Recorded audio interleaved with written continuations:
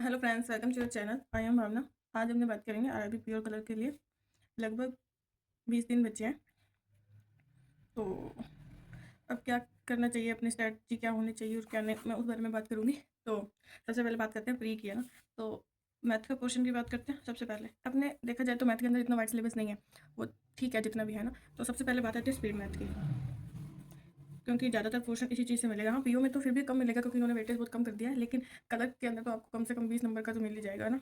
तो speed math के अंदर सबसे पहले क्या आता है, सिंप्लीफिकेशन या फिर अप्रोक्सीमेशन, ठीक है, और नंबर सीरीज, ठीक है।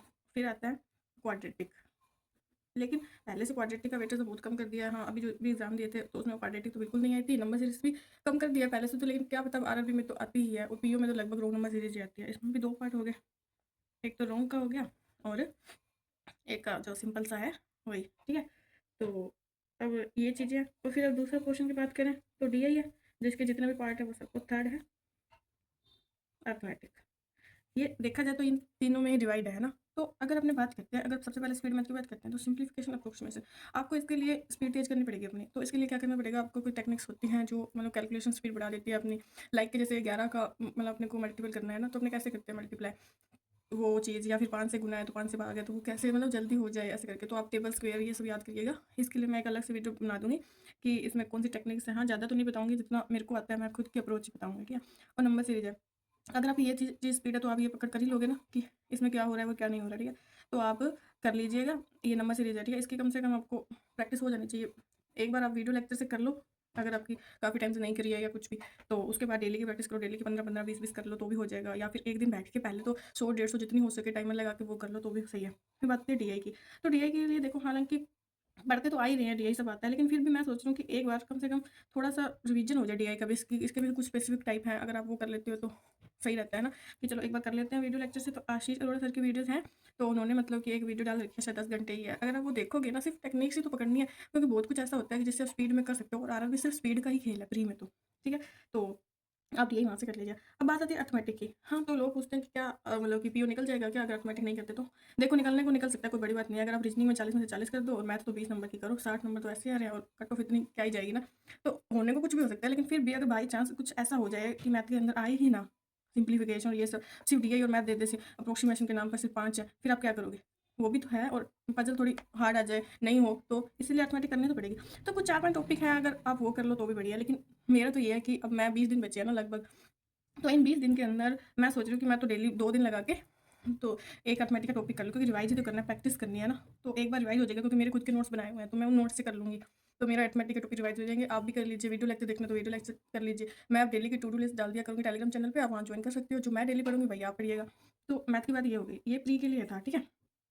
फिर बात करते हैं रीजनिंग की, ठीक है। रीजनिंग में देखो मिसलेनियस है, वो एक बार पढ़े हुए हैं तो शायद मुझे नहीं लगता कि दोबारा उसकी जरूरत पड़ेगी करने के लिए। लेकिन हाँ, अगर आप कोई भी मतलब कि तो मॉक लगा रहे हो, ठीक है, तो उस मॉक में आपके बार बार सिलोस गलत हो रहे हैं, बार बार गलत हो रहे हैं, कुछ तो होगा कि आप शायद नहीं पकड़ पा रहे हो उस लॉजिक को, या फिर क्यों हो रहा है। तो आप एक आधा लेक्चर देख सकते हो, जिसमें भी आप लैग कर रहे हो ना, उसका एक लेक्चर देख लीजिए। तो अगर रीजनिंग के लिए मैं बताऊँ तो बेस्ट टीचर संजय सर ही हैं, तो आप उनसे ही करिएगा। आपको कहीं जाने की जरूरत नहीं है, प्री से लेकर मेंस तक संजय सर इनफ है, ठीक है। तो आप वो वीडियो लेक्चर देख लीजिएगा डेली का। तो रीजनिंग का मिसलेनियस तो ऐसे हो जाएंगे। फिर बात आती है पजल्स की, कि आप पजल्स कैसे जल्दी करेंगे। तो देखिए, आप पहले पजल्स की वीडियो अच्छे से देख लीजिए, जितने भी स्पेसिफिक टाइप है, ठीक है, वो कर लीजिए। तो आपसे मतलब कि डेली की कम से कम 20 या 30 पजलें करिए, 20-30 पजलें। ये भी अभी कम ही है, लेकिन धीरे धीरे इस लेवल को बढ़ा दीजिएगा, और विद टाइमर करिएगा। जैसे जैसे आपकी स्पीड बढ़ेगी, जैसे जैसे आप इतनी पजल्स करोगे ना, तो आपको बहुत अच्छा बेनिफिट मिलेगा। तो ये बात होगी प्री के लिए। प्री के लिए तो इतना बहुत है, बाकी सेक्शनल मॉक लगाइएगा, मैथ के सेक्शनल मॉक लगाइए, रीजनिंग के तो हो जाएगा ना, प्रैक्टिस होनी है। टेक्स्ट बुक की बात करें तो टेक्स्ट बुक पे तो बहुत ज़्यादा ही मॉक्स हैं कि आप कहीं से भी प्रैक्टिस कर सकते हो, ठीक है। और दूसरी बात, फिर आता है गाइडली। अगर गाइडली के देखा जाए तो मॉक थोड़े हार्ड है, तो उसके जो स्टार्टर मॉक है ना, आप वो लगाने की ट्राई कीजिए, क्योंकि जो स्टार्टर मॉक का लेवल है ना वो सही है बिल्कुल ही। और आरआरबी पीओ कलर इतना ज़्यादा भी हाई लेवल नहीं आता मेरे हिसाब से। बाकी हाँ, आपको जैसे अच्छा लगेगा वो मॉक लगाइएगा, ठीक है। फिर बात करते हैं मेंस की। तो अगर प्री हो जाएगा तो मेंस तो ऑब्वियसली होगा, लेकिन अपने ये सोच नहीं सकते कि प्री होगा उसके बाद पढ़ेंगे ना, तो मेंस की तैयारी अभी से करनी पड़ेगी। तो इस चीज़ के लिए ज़्यादा टाइम नहीं लगेगा, ये हार्डली या 2-3 घंटे का ही काम है। लेकिन हाँ, ठीक है, बस ये है कि शुरू के 3-4 दिन तो आपको टाइम लगेगा। जैसे आप मान लो इसका भी मतलब देख रहे हो अप्रोच, ये कर रहे हो, तो मान लेते हैं शुरू के 5 दिन आप फिर भी इन पे टाइम दे रहे हो, लेकिन उसके बाद तो आपको स्पीड में ही करना पड़ेगा ना, मॉक से आपकी बढ़ेगी स्पीड और ये सब। तो ये हार्डली 2-3 घंटे का ही काम होगा जो आप स्पीड में करो, ठीक है। ऐसे धीरे धीरे तो नहीं करना। फिर बात आती है मेन, तो मेन्स के लिए देखिए, अगर मैथ की बात करते हैं, ठीक है, तो मैथ के अंदर क्या है, कि आपको एक सेक्शनल मॉक लगाना है, ठीक है? उस सेक्शनल मॉक को मतलब कि एक दिन लगाओ, दूसरे दिन एनालिसिस करो, एक दिन लगाओ, दूसरे दिन एनालिसिस करो, और वो भी बहुत अच्छे से, क्योंकि ये कोई आईबीपीएस पीओ या एसबीआई पीओ तो है नहीं कि पूरा-पूरा मॉक होगा ही नहीं, मैथ का कुछ बच जाएगा, कुछ सिलेक्ट करे, ऐसा नहीं है। इसके अंदर तो आपको सारे करने मतलब करने ही पड़ेंगे अगर आपको अच्छा खासा वेटेज चाहिए, और इतना कोई लेवल नहीं आएगा। आप बेसिक अच्छे से क्लियर करिए तो आपका ये सेक्शनल भी हो जाएगा। जो नहीं आता, नहीं बिल्कुल हो ही नहीं रहा तो कोई बात नहीं, लेकिन आप एक दिन करिए, मॉक लगाइए, उसको देखिए कि हाँ, हाँ, मैंने ये छोड़ दिया या इस पे ज़्यादा टाइम लगा दिया, तो अगले दिन आप इसका एनालिसिस अच्छे से करिए। फिर बात आती है रीज़निंग की। तो रीज़निंग की तो देखिए संजय सर की मतलब डेली शायद 2 क्लासें आती हैं वैसे तो। लेकिन हाँ, अगर आपसे इतना टाइम नहीं है अपने पास, ठीक है? तो क्योंकि आईबीएस कल मेंस भी है, तो आप तो वही बात है कि मेंस तो दोनों भी काम आएँगे ना।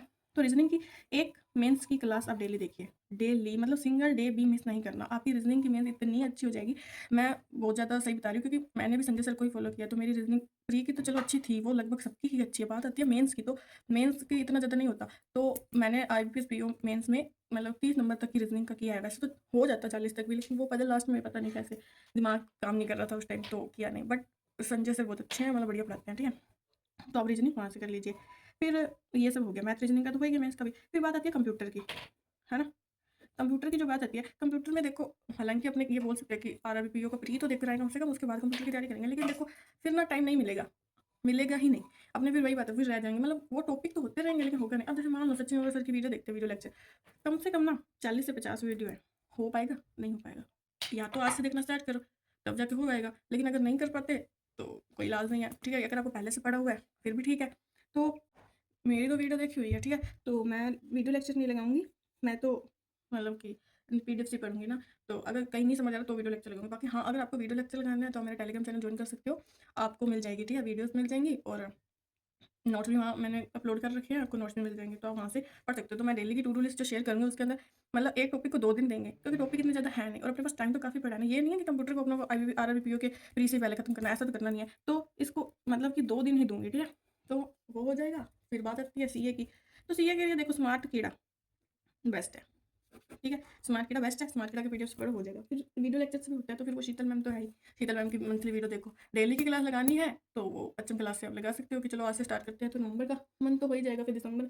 बाकी पीछे का पढ़ना है, वो स्मार्ट कीड़ा के पीडीएफ से आप पढ़ लो, सीए रिवीजन हो गया, ठीक है? अब बात करते हैं ये सब तो चलो आरआरबी, पीओ कर हिंदी की बात, हाँ, हिंदी, मैं तो हिंदी चूज़ करूँगी, जो इंग्लिश करेगा वो देखते हैं, बाकी मैं तो हिंदी करूँगी। और हिंदी के लिए तो आपको ये करना है कि अगर आपके पास कोई बुक है तो ठीक है, नहीं तो फिर यूट्यूब पर भी आप कोई वीडियो लेक्चर से कर सकते हो। एक बार वीडियो लेक्चर कर लेना थोड़े बहुत, क्योंकि अब मैंने पहले हिंदी पढ़ी है, को बहुत ज़्यादा अशुद्धियाँ होती है, बहुत कुछ होता है ऐसा हिंदी में जो अपने को नहीं आता। तो अपने को हर जगह से नंबर चाहिए ना, और यहाँ से नंबर अच्छे खासे गेन कर सकते हैं, तो दिक्कत ही कहाँ आ रही है? इसकी भी वीडियो देख लेंगे टाइम आने पर, अभी तो खैर क्या है देखें, ये हो जाएगा। फिर बात करते हैं इंग्लिश की, तो इंग्लिश के लिए तो देखो, वही है कि आईबीपीएस कलर के लिए भी इंग्लिश चाहिए, और जो आरआरबी में करेगा वही है कि इंग्लिश के लिए तो बस एडिटोरियल देखो, रीडिंग करो, जितने नंबर आते आएँगे। मेरे तो ठीक है जितने आ रहे हैं, बाकी बाकी अब मैं डेली अगर मॉक हुआ तो वीडियो डाल दिया करूँगी।